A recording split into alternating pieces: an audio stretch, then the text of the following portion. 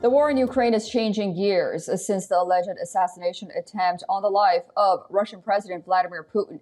The question remains, who was the mastermind behind the attack, and was it an assassination drive or a false flag? According to Russian Foreign Minister Sergei Lavrov, the alleged drone attack on the Kremlin could not have happened without Washington's knowledge. He believes Ukraine and the U.S. were lying about the incident.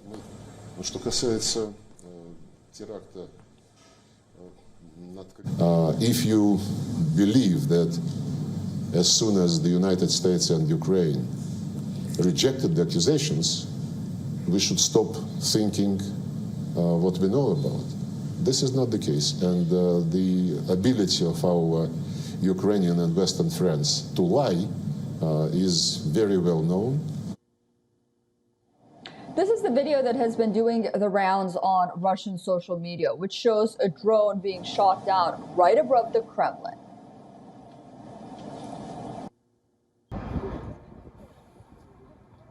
Now, as you well know, Kremlin is the fortress that houses the official residence of the Russian president.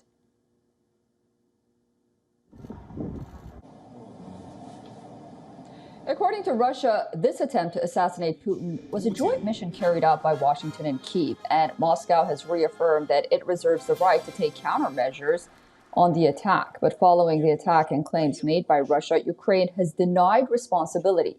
Ukrainian President Volodymyr Zelensky says, "We do not attack Moscow or Putin." In addition to that, the U.S. has rejected any accusation of involvement and accused Russia of quote-unquote lying about its role in the drone attack. The alleged assassination attempt on Putin isn't the only woe for Russia. The Wagner head says that the forces will withdraw from the Ukrainian city of Bakhmut on May 10th due to heavy losses and inadequate ammunition supplies. He's also asked defense chiefs to deploy regular army troops in their place. Мы собирались к 9 мая 23 года овладеть населенным пунктом Бахмут. Но увидев это, околовоенные бюрократы с 1 мая фактически прекратили любые поставки, чтобы не дать нам это сделать. Потому что они сидят, трясут жирными животами и думают, что они войдут в историю победителями. Они уже в нее вошли трусами. Before his announcement, Yevgeny Prigozhin, head of the Wagner Group, released a new video where he was seen standing amid a field of corpses. He claimed these are members of the Wagner Group who died on Thursday, and given the circumstances, he was threatened to pull his forces out of Bakhmut on May 10th, 5 days from now. He says his forces are suffering losses because of the Kremlin not supplying ammunition. He also launched a salvo of sharp-worded comments aimed at the Russian defense minister and chief of Russia's army staff. Prigozhin challenged the Russian leadership and blamed the deaths on a lack of support from Moscow. He claimed that there was a 70% shortage of ammunition.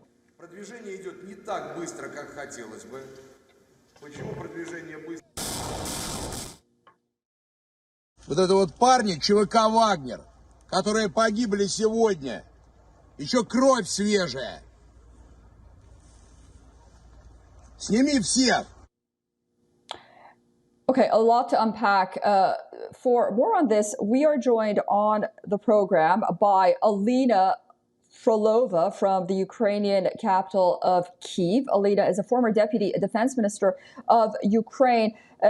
Minister, welcome to WION. Thank you so much for joining us. We just got reports that Russian installed governor of Zaporizhia region has ordered the evacuation of villages close to the front line, saying that Ukrainian shelling had intensified in days recently. Has this spring offensive already started? Good afternoon. Well, no one knows. I mean, that we will see in some kind of developments in the nearest days, but maybe yes. And let's do not forget that this is like a long operation anyway, and we can hardly see some kind of one-day boost and to identify that it's already offensive. So let's observe.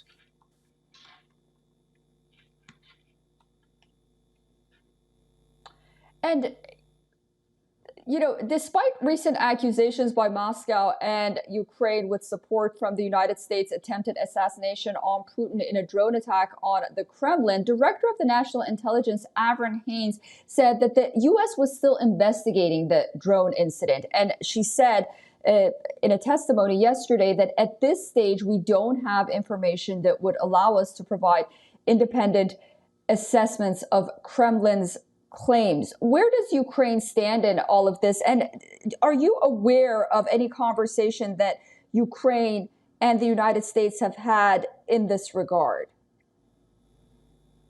Officially, there were no reports on some conversation between Ukraine and United States on this regard. Most of experts in Ukraine consider this operation as a false flag operation because, we perfectly do understand that, first of all, no one expects that Putin will sit inside the Kremlin. The second, such type of UAV and the blows which we saw obviously could not make any substantial harm. So to say about, and plus the air defense of the Russia didn't saw these UAVs, it means that probably they were operated from somehow nearby. And all these facts, they are just showing, demonstrating that probably this is the false flag operation. At the same time,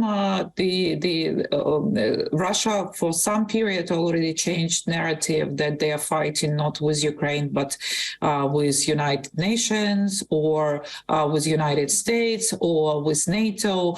So because actually they are losing this war, and for them to acknowledge that they are losing to Ukrainians is like some kind of very harmful for authorities and for Putin himself. So they changed the narrative for fighting with US and therefore somehow try to excuse the losses which they're bearing and the dynamics which actually they don't have in this war.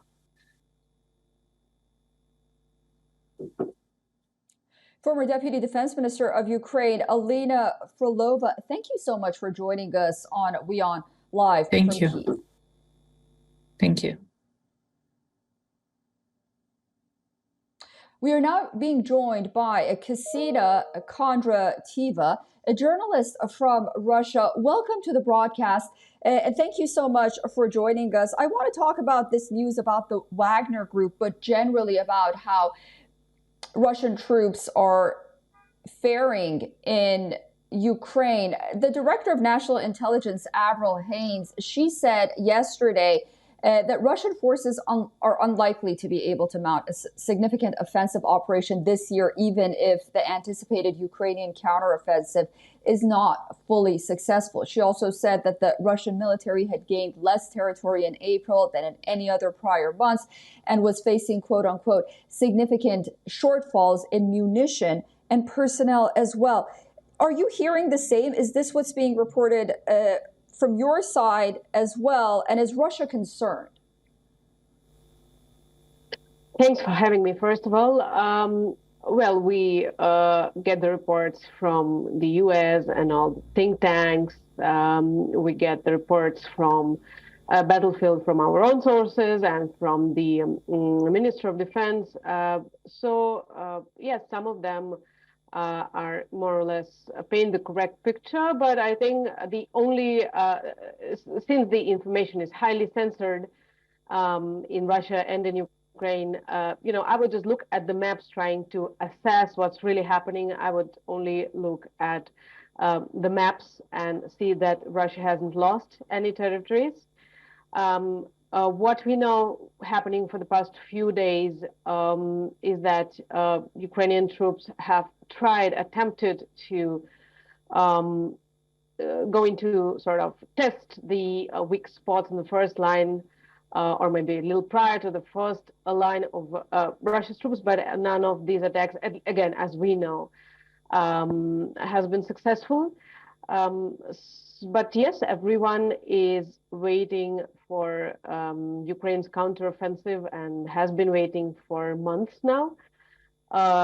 It's difficult to say whether it has started already or it's just about to start, but I think the war, again, I advise just to look at the maps and to see what's going on the battlefield. I'm not at the battlefield myself. I'm in St. Petersburg, far away from the war zone. So the best updates you would get from those who are actually there close to the line.